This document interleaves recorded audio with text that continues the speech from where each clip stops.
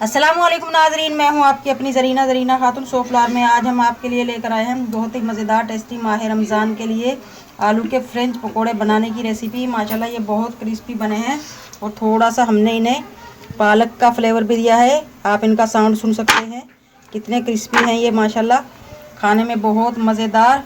अब हम आपको खा कर दिखाते हैं। बिस्मिल्लाहिर्रहमानिर्रहीम।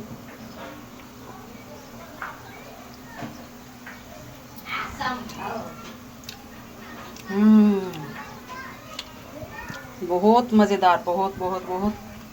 आज की हमारी रेसिपी अच्छी लगे कमेंट बॉक्स में ज़रूर बताइएगा। चलें अब हम रेसिपी की तरफ आते हैं। बिस्मिल्लाहिर्रहमानिर्रहीम। आधा किलो मैंने ये आलू लिए हैं। आलूओं के हम बनाएंगे फ्रेंच फ्राइज़ पकोड़े बनाने की रेसिपी, बिल्कुल न्यू रेसिपी माशाल्लाह माह रमज़ान के लिए। अब हम काट कर दिखाते हैं। सबसे पहले इस आलू के हम 2 पीस कर लेंगे। बिस्मिल्लाहिर्रहमानिर्रहीम। अब हम इस तरह से इसके पीस कर लेंगे, ना बहुत ज़्यादा पतले और ना बहुत ज़्यादा मोटे। पीस काटते ही हम इन्हें ठंडे पानी में डिप करके रख देंगे ताकि ये काले ना पड़े। आलू के फ्रेंच फ्राइज़ पकोड़े बनाने के लिए हमने ये 10 से 12 पालक के पत्ते लिए हैं। इन्हें बिल्कुल बारीक काट लेंगे। आप इसकी जगह पुदीना भी ले सकते हैं, धनिया भी ले सकते हैं। हमें पालक पसंद है, हम पालक लेंगे। मज़ेदार क्रिस्पी बनेंगे ये पकोड़े। आलूओं को उबलने के लिए रख दिया है। उससे पहले हम बना लेंगे इसकी स्टफिंग। 4 से 5 टेबल स्पून लेंगे हम नॉर्मल आटा। आप इसकी जगह मैदा भी ले सकते हैं। 2 टेबल स्पून इस तरह फुल भरकर लेंगे हम कॉर्नफ्लावर। 1 कप पानी डालकर हम इसे मिक्स करेंगे। स्टफिंग को हमने खूब अच्छी तरह इस तरह से मेल्ट करना है, इसमें कोई गुठली वगैरह ना रह जाए।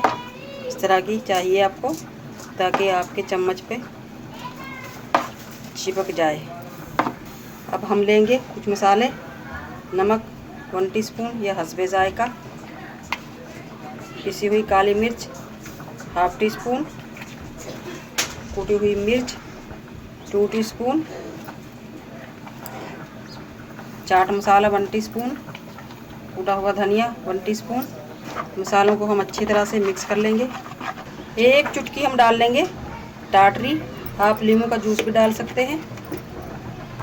आलूओं को हम 90% उबाल लेंगे। आलूओं को हमने उबालकर ठंडे पानी से गुजार लिया है। अब हम मिक्स कर लेंगे। हम इसमें डाल लेंगे 3 से 4 टेबल स्पून पालक।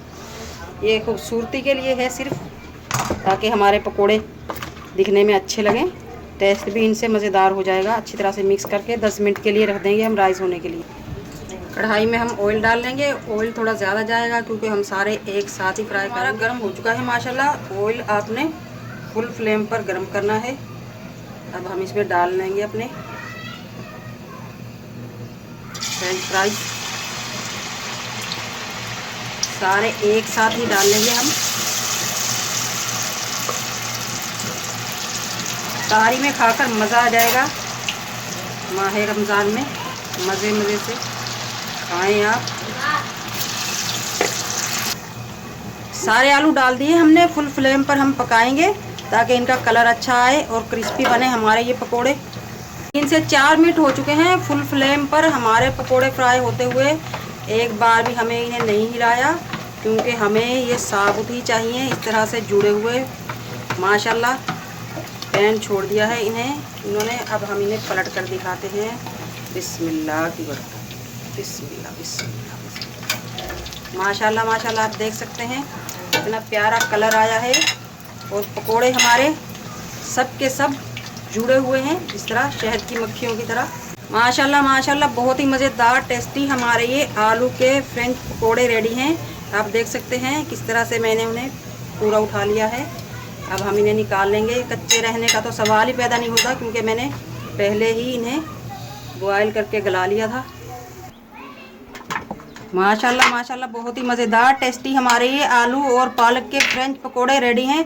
आज की हमारी रेसिपी अच्छी लगे कमेंट बॉक्स में ज़रूर बताइएगा। मिलते हैं अगली वीडियो के साथ। अल्लाह हाफिज़।